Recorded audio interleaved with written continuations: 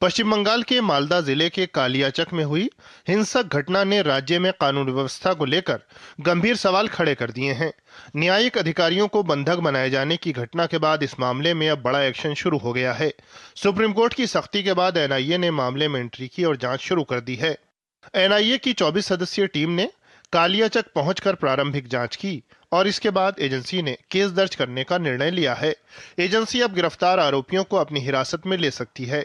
कालियाचक कांड में अब तक 35 लोगों को गिरफ्तार किया जा चुका है, जिनमें मुख्य आरोपी मुफक्किरुल इस्लाम और इंडिया सेक्युलर फ्रंट का उम्मीदवार मौलाना शाहजहां अली शामिल है।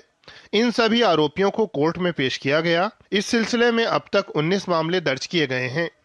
So far we have registered 19 cases throughout the Malda district, and we have arrested 33, and 2 have been detained. We will arrest them also. So he will be taken in other cases also. As of now 3 case FIR named ache, so we will arrest them. इस बीच मुख्य साजिशकर्ता मुफक्किरुल इस्लाम की पुलिसकर्मियों के साथ हंसती हुई selfie सामने आने पर मामले ने तूल पकड़ लिया। कानून व्यवस्था को चुनौती देने वाले आरोपी और पश्चिम बंगाल पुलिस की इन तस्वीरों की कड़ी आलोचना हो रही है।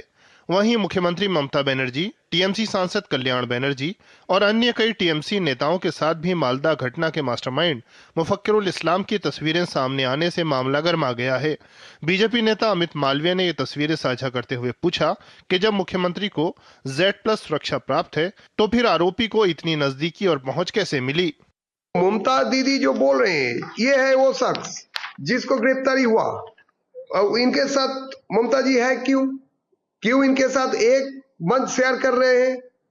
मालदा हिंसा मामले में चौतरफा घिरी मुख्यमंत्री ममता बनर्जी ने मुफक्किरुल इस्लाम की गिरफ्तारी का श्रेय राज्य सरकार की सीआईडी को दिया। उन्होंने कहा कि ये गिरफ्तारी चुनाव आयोग या एनआईए द्वारा नहीं, बल्कि उनकी सरकार के अधीन काम करने वाली सीआईडी ने की है।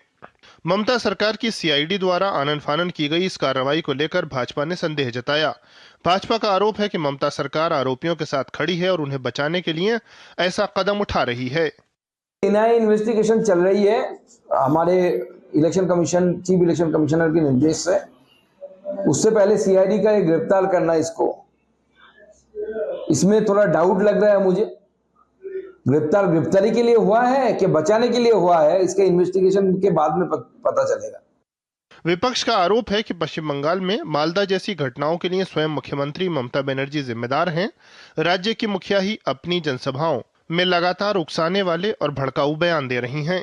अनेक जगह सीआरपीएफ सीएपीएफ दिए आटके देवे जाते भोटार ग्राम থেকে বেরোতে না পারে। কি মা বোনেরা, মা শীতলার হাতে কিন্তু একটা ঝাড়ু থাকে, জানেন তো? আমি জানি, তার কারণ আমি শীতলা মন্দিরে যাই। জগন্নাথ দেবের মন্দিরেও রথযাত্রার আগে একটা ঝাড়ু দিয়ে সাফাই করে রাস্তা। ভোটের দিন যদি আপনাদের আটকায়, আপনার বাড়িতেও ঝাড়ু আছে, আপনি রাস্তাঘাটটা পরিষ্কার করতে যাবেন, পরিষ্কার করতে যাবেন। पश्चिम बंगाल के मालदा में कालियाचक की घटना के बाद चुनाव आयोग सख्त हो गया है। आयोग ने आपराधिक मामलों में शामिल जमानत या पैरोल पर चल रहे और आपराधिक गतिविधियों का रिकॉर्ड रखने वाले व्यक्तियों की सुरक्षा वापस लेने का निर्देश दिया है। इससे पहले आयोग राज्य में कानून व्यवस्था की स्थिति पर नाराजगी जता चुका है। साथ ही पश्चिम बंगाल में सुरक्षा व्यवस्था को मजबूत करने के लिए केंद्रीय सशस्त्र बल की 500 कंपनियां तैनात की जा रही हैं। चुनाव आयोग के इस आदेश से यह साफ है कि मालदा की घटना के बाद राज्य में स्थिति को लेकर आयोग और केंद्र सरकार दोनों गंभीर हैं।